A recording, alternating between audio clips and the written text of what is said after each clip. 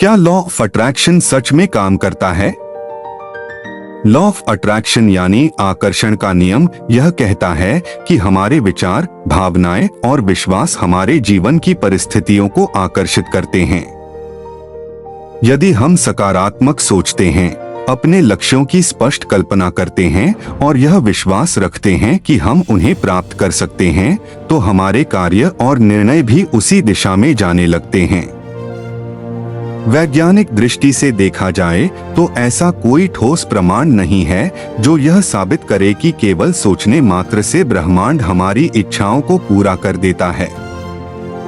लेकिन मनोविज्ञान यह अवश्य बताता है कि सकारात्मक सोच, आत्मविश्वास और स्पष्ट लक्ष्य व्यक्ति के व्यवहार को बदलते हैं, जिससे सफलता की संभावना बढ़ जाती है।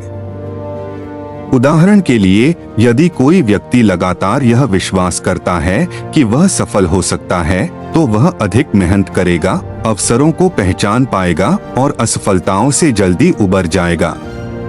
दूसरी ओर, नकारात्मक सोच व्यक्ति को डर, संदेह और निष्क्रियता की ओर ले जाती है। इसलिए लॉ ऑफ अट्रैक्शन को जादू या चमत्कार की तरह नहीं, बल्कि सोच, विश्वास और कर्म के संयोजन के रूप में समझना चाहिए। केवल इच्छा करने से कुछ नहीं बदलता, लेकिन जब सकारात्मक सोच के साथ स्पष्ट लक्ष्य, निरंतर प्रयास और सही कार्य जुड़ जाते हैं, तब परिणाम बेहतर हो सकते हैं। इसलिए यह कहना अधिक उचित होगा कि लॉ ऑफ अट्रैक्शन पूरी तरह से कोई रहस्यमय शक्ति नहीं है, बल्कि यह हमारे मानसिक दृष्टिकोण को प्रभावित करके हमारे निर्णयों और कार्यों को दिशा देता है।